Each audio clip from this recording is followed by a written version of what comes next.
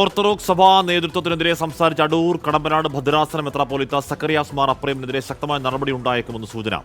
മെത്രാപ്പോലീത്തെ ഭദ്രാസന ഭരണ ചുമതലകൾ നീക്കിയേക്കും. ഈ മാസം 23-ന് ചേരുന്ന സുനഹദോസിൽ നടപടി ഉണ്ടായേക്കും.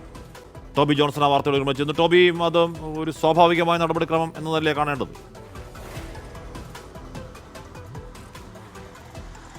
തീർച്ചയായിട്ടും ഒരു സ്വാഭാവിക നടപടിക്രമമാണ്. പക്ഷേ ഈ ഒരു പരാമർശം അദ്ദേഹം വീണ്ടും വീണ്ടും ആവർത്തിക്കുകയാണ്. പല സ്ഥലങ്ങളിലും ഈ പ്രസംഗം ആവർത്തിച്ചു. ഒരു വശത്ത് സഭ ഒറ്റക്കെട്ടായി ഈ സുപ്രീം കോടതി വിധി നടപ്പാക്കണമെന്ന് ആവശ്യപ്പെട്ടുകൊണ്ട് മുന്നോട്ട് പോകുമ്പോൾ അതിൽ നിന്നും വ്യത്യസ്തമായിട്ടുള്ള ഒരു നിലപാടാണ് ഈ മെത്രാപ്പൊലീത്ത സ്വീകരിച്ചത്.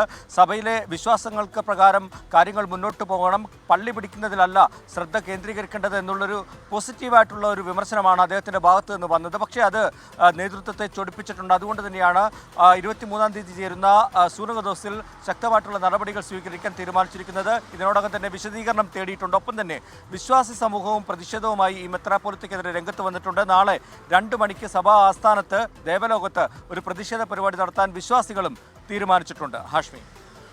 ഓക്കെ, ടോബി ജോൺസണാണ് വിവരങ്ങൾ നൽകിയത്. ഈ പറയുന്ന പള്ളി പിടിത്തമാണ് പരിപാടി, അല്ലെങ്കിൽ പള്ളി പിടിക്കാൻ തന്നോട് ആവശ്യപ്പെട്ടു, താനത് പറ്റില്ല എന്ന് പറഞ്ഞു, തുടങ്ങിയ കാര്യങ്ങളൊക്കെ ഒന്നല്ല പല വേദികളിൽ പറയുന്നുണ്ട് ഈ മെത്രാപ്പൊലീത്ത. അപ്പോൾ സ്വാഭാവികമാണ് അദ്ദേഹത്തിനെതിരെയുള്ള ആലോചനകൾ, നടപടികൾ. ടോബി ജോൺസണാണ് ആ വാർത്തയുടെ വിവരങ്ങൾ നൽകിയത്.